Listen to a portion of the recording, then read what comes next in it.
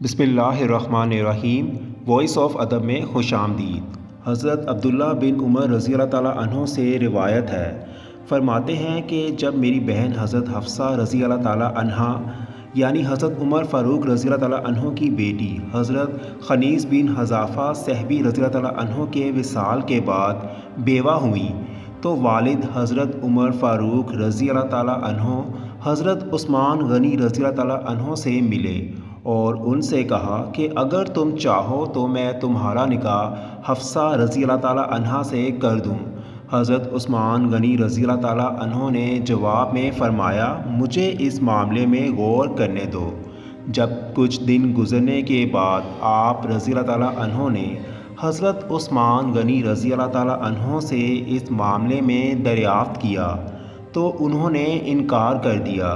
حضرت عبداللہ بن عمر رضی اللہ تعالیٰ عنہ فرماتے ہیں، والد بزرگوار حضرت عثمان غنی رضی اللہ تعالیٰ عنہ کے انکار کے بعد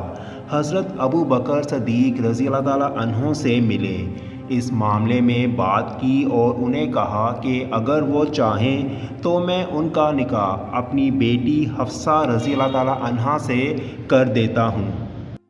حضرت ابو بکر صدیق رضی اللہ تعالیٰ عنہ ان کی بات سن کر خاموش ہو گئے۔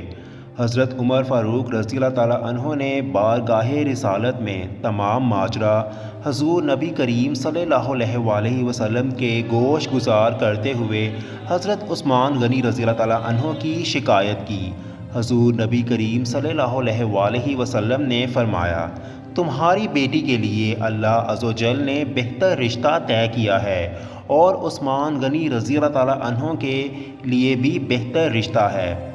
حضرت عبداللہ بن عمر رضی اللہ تعالیٰ عنہ فرماتے ہیں، چنانچہ کچھ عرصے کے بعد میری بہن کا نکاح حضور نبی کریم صلی اللہ علیہ وسلم سے ہو گیا اور عثمان غنی رضی اللہ تعالیٰ عنہ کا نکاح حضور نبی کریم صلی اللہ علیہ وسلم کی دوسری صاحبزادی حضرت ام کلثوم رضی اللہ تعالیٰ عنہا سے ہوا۔ اللہ تعالیٰ سے دعا ہے کہ نبی کریم صلی اللہ علیہ وسلم کے اسوہ حسنہ پر عمل کرنے کی توفیق عطا فرمائے، آمین۔